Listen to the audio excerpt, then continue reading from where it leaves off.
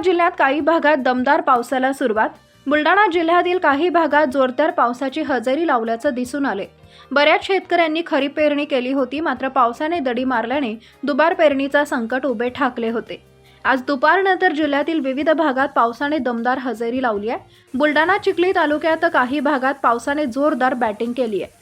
आज दुपारपासून जोरदार पाऊस सुरू झाला, यामुळे उकाड्याने हैराण झालेल्या नागरिकांना दिलासा मिळालाय. तर दुसरीकडे पावसासाठी आस लावून बसलेल्या बळीराजाला काही प्रमाणात दिलासा मिळालाय.